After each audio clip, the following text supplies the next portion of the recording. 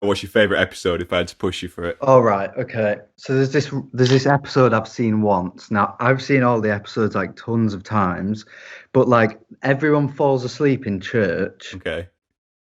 And they all have dreams, and then at the end all the dreams are connected, and they go outside and it's the apocalypse. But I've never seen it again.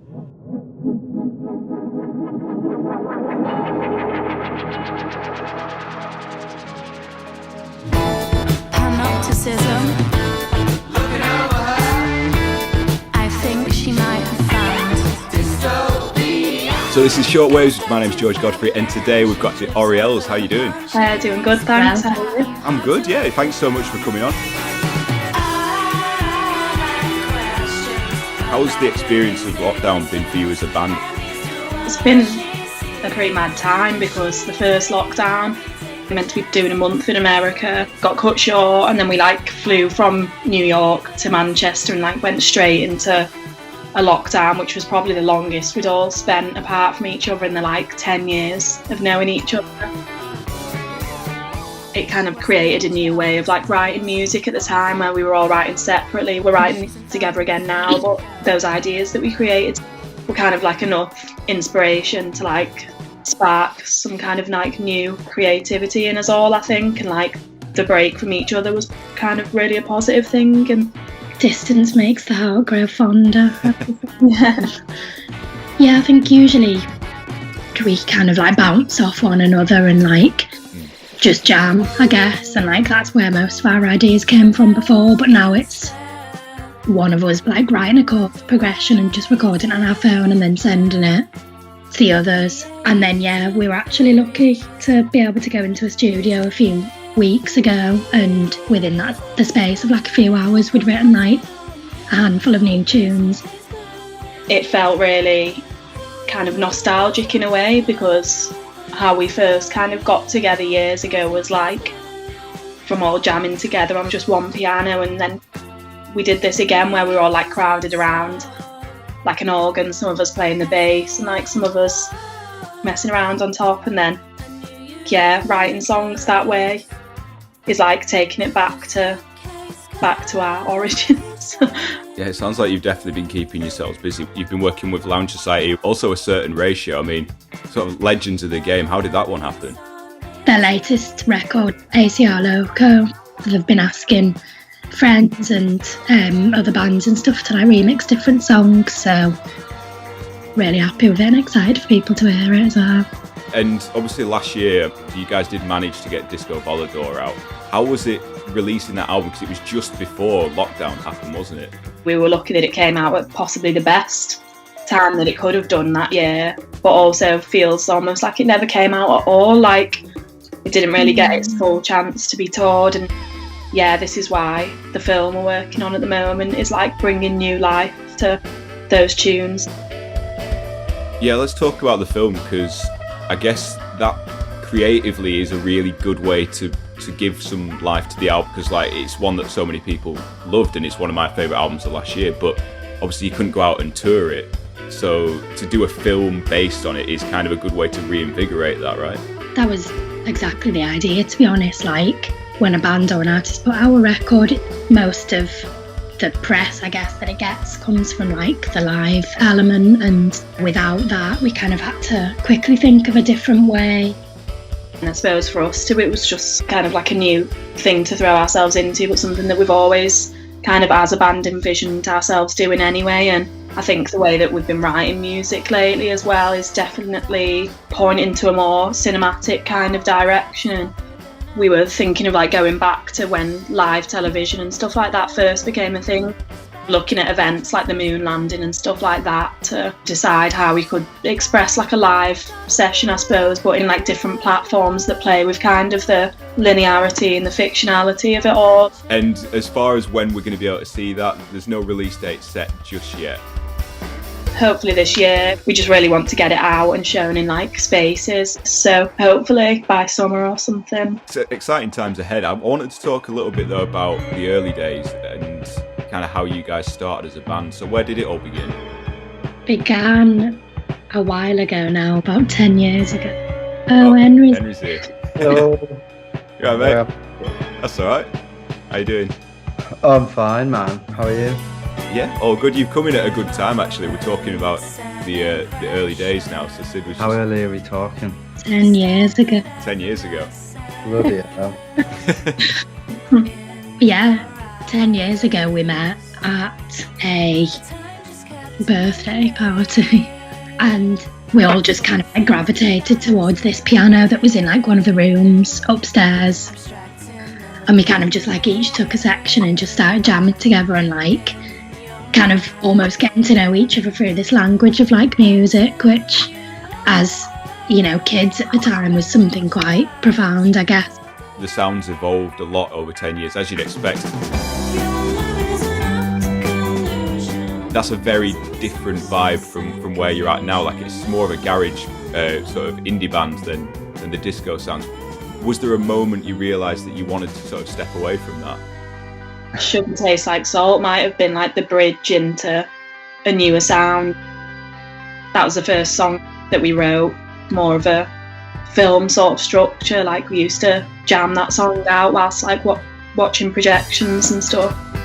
Sugar Tastes Like Salt was kind of like a litmus test. We'd like try out new styles and new ways of playing on the end of sugar, and then if it kind of worked in a live setting, then we'd feel motivated and write and record some in the style of that, like disco-y or psyche or acid housey outros.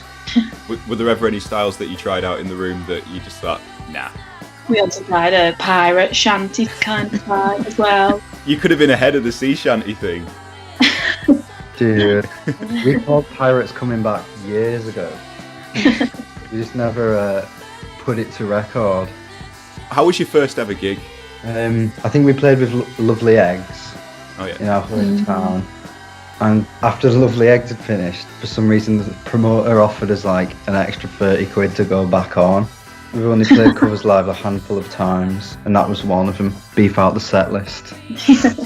When did it all sort of kick off with Heavenly Records?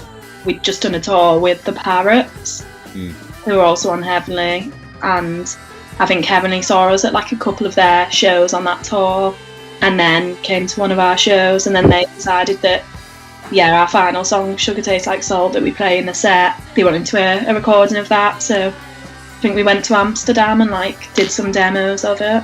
Nice. And yeah. The rest is history. You mentioned the Parrots there, actually. We had them on the last episode, and we were talking a bit about the show that they did at the Victoria in Dalston, who we're doing these videos with. You played that one, and that's the first time I sort of came to hear your music. Do you remember much about that show? That was the one that Heavenly saw us play at, yeah. Okay, yeah. So yeah, we remember it really well, and it was a fun show. Parrots were always so much fun to watch live, Yeah. like hang out with and stuff. So I remember that tour being one of my favourites for sure. We played the Victoria before, at, like Yeah. Idaho all day, with like Duke School and stuff. How important have those smaller sort of 100, 200 cap venues been for you to get to where you're at now? Oh, massively important, man. For like 4 or 5 years, or I can't remember the exact amount of time, but that's all we used to play. We're so thankful for all those that are there, because that's where like we met all these like beautiful little scenes in the cities and got to know like fans properly. And there's an energy about those smaller venues as well that we like quite addicted to. It's always very nice to go back to the small, because there's a bit more connectivity between crowd and band, and it's what live music is about, really thriving on that. Yeah, I think that's kind of the thing a lot of us are all going to be missing, is playing shows in these smaller venues and having a really intimate kind of time. We used to say like every so often, like, why don't we just do a tour of like 100 cap venues again, and get all excited about it.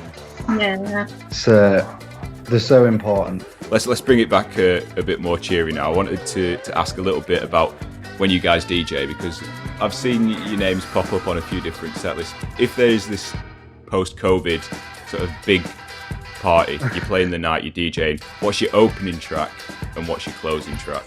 Closing tracks gotta be like a really sad, like lovers rock, but beautiful sad lovers rock tune. Yeah. This new record I've bought, Right Here, by Bunny Maloney, called Baby I've Been Missing You. I reckon that could be quite a poignant ender. Henry showed us a cool Jeff Bridges song pretty recently. Oh, really? Yeah. So good, man. It's Jeff Bridges with like ambient synth backing track, and he's just telling you how good you are for like 4 minutes. He's like, What's it called? Feeling Good. Oh mate, I'm getting on that. We ended a mix we did for Piccadilly Records with it. He's just going like, your hair is great today. You choose well in restaurants. And stuff like that. That's really good. Oh well, that's what I'm looking at straight after this. I'm going to wrap things up, guys, with our pin-up round. It's basically some quick fire questions. So, Esme, what was the first song that you fell in love with? Blood and Fire by 9 in the Observer. That's the first song I remember like singing when I was literally dead young. Yeah, nice. Sid, what was the last song that you fell in love with? Probably a Two Rococo rock song, to be fair. This band that we've all been listening to quite a fair bit. Okay. Probably Colin Brett. Henry, what was your first gig? Oh, I don't want to say, man. I was like 7 and I went to see Status Quo at the Victoria Theatre in Halifax. Mate, that was my first gig. Yeah.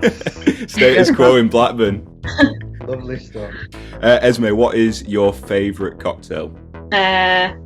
Espresso martini. If that's a cocktail. Yeah. Is it? Yeah. Sid, what is your favourite festival? Probably Latitude, Yeah. when it's nice and sunny. Henry, what was your favourite TV show growing up as a kid? Oh, The Simpsons, man. Still here. What's your favourite episode if I had to push you for it? All right, okay. So there's this episode I've seen once. Now I've seen all the episodes like tons of times, but like everyone falls asleep in church, Okay. and they all have dreams, and then at the end all the dreams are connected, and they go outside and it's the apocalypse. But I've never seen it again. Sounds amazing. It was That kind of rings a bell. Yeah, I think I know the one you mean. Bart Dreams is a pirate, Okay, and that's all I can remember. fair enough. For that one. And this last one's a question for all of you then. For the uninitiated, if they'd never listened to the Orielles before, what song should they start with?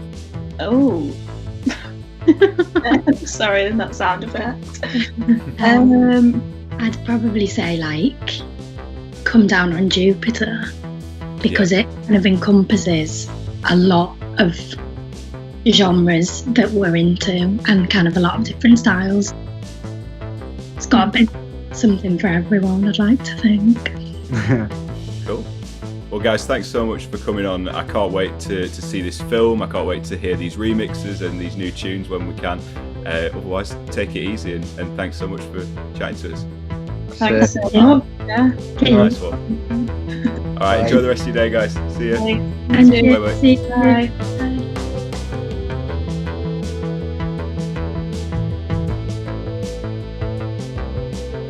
Don't forget to follow us on Instagram. We're at Shortwaves Radio and Victoria Dalston.